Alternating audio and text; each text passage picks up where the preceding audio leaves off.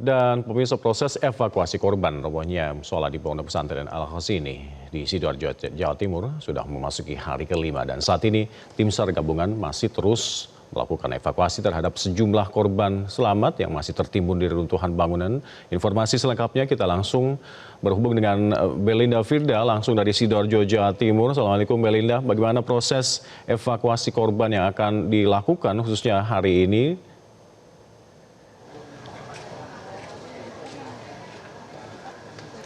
Selamat pagi Alka dan pemirsa.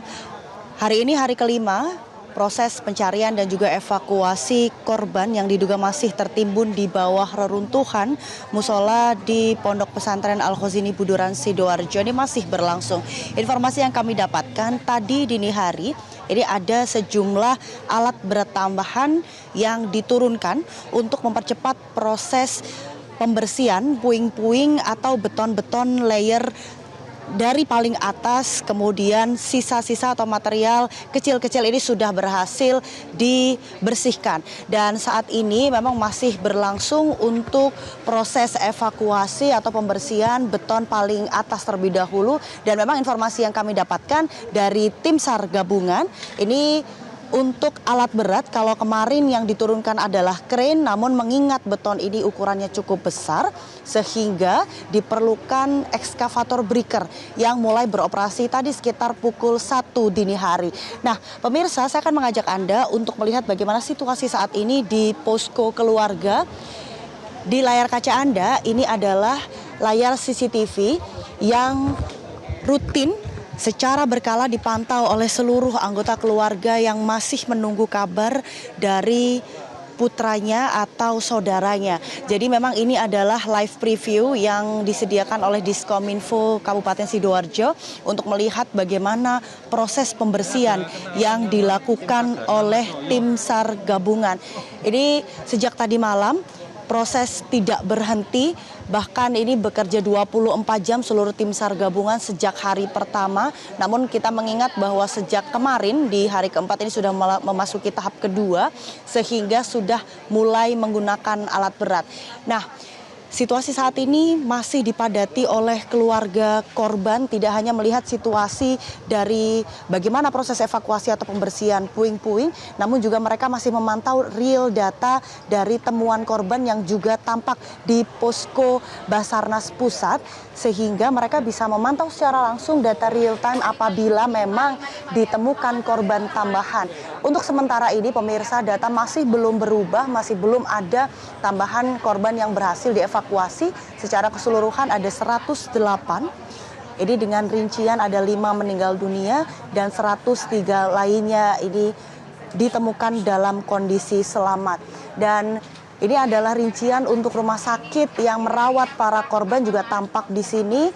Sehingga pada hari ini informasi yang kami dapatkan juga pemirsa, untuk korban yang berhasil dievakuasi ini tidak hanya dirujuk ke Rumah Sakit Siti Hajar, namun juga informasi yang kami dapatkan yang terbaru ini dirujuk di Rumah Sakit Bayangkara Polda untuk mempercepat proses identifikasi. Karena kemarin seluruh anggota keluarga yang berada di posko ini sudah dites DNA untuk mempercepat proses identifikasi ketika nanti tim SAR gabungan di lapangan ini berhasil menemukan korban atau berhasil mengevakuasi korban. Mengingat data dari BNPB kemarin pada press conference ini disebutkan setidaknya masih ada 59 korban yang belum ditemukan. Namun apakah keberadaannya ini seluruh korban berada di bawah reruntuhan ini masih belum bisa dipastikan.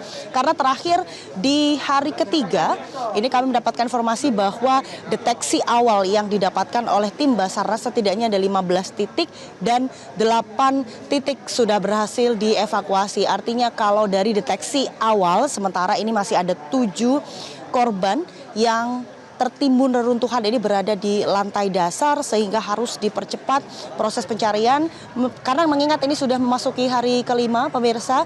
Jadi proses berfokus pada pembersihan puing, harus dipotong sedikit demi sedikit dengan ukuran yang lebih kecil karena itu cukup besar dan cukup berat.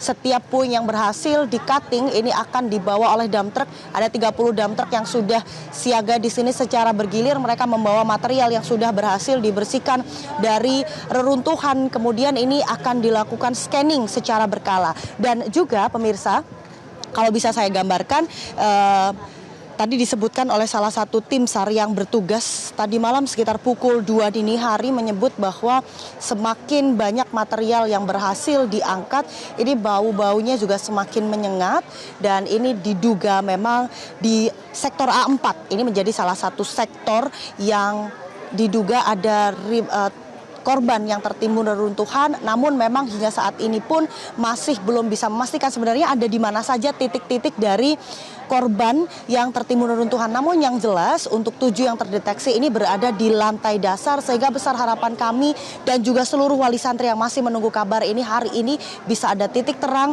dan korban bisa segera bisa dievakuasi. Sementara demikian kembali ke studio, Alka. Vida, boleh di-highlight kembali terkait dengan proses evakuasi yang sudah sejak kemarin menggunakan alat-alat berat. Apakah ini artinya ke-59 santri yang diduga masih berada di bawah runtuhan sudah tidak ada lagi tanda-tanda kehidupan dari mereka?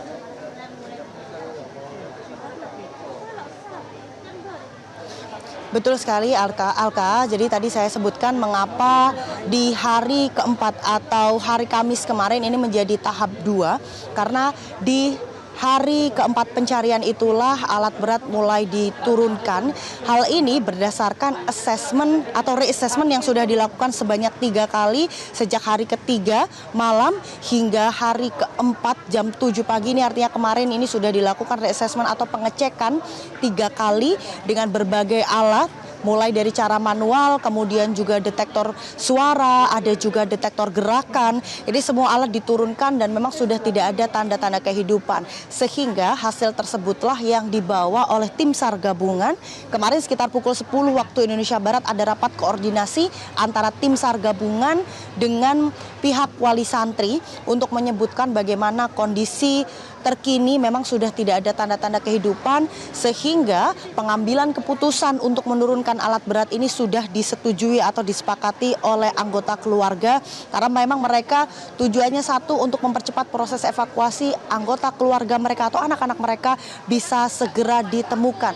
Dan persetujuan ini kemarin memang ditandai dengan penandatanganan berita acara yang diwakilkan oleh salah satu wali santri, di mana proses operasi alat berat ini sudah dimulai 3,5 jam lebih awal dari golden time.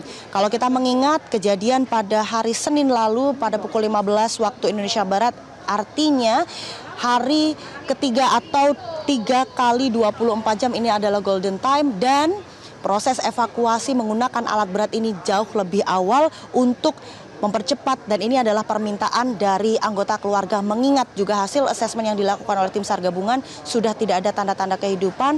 Hal ini yang akhirnya mereka menurunkan berbagai alat berat yang harus secara bergantian, mengingat ini areanya cukup kecil sehingga setiap alat berat yang masuk, alat berat yang lainnya harus keluar terlebih dahulu untuk bisa beroperasi. Alka.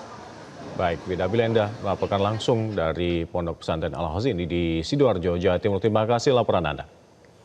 Jelajahi cara baru mendapatkan informasi. Download Metro TV Extend sekarang.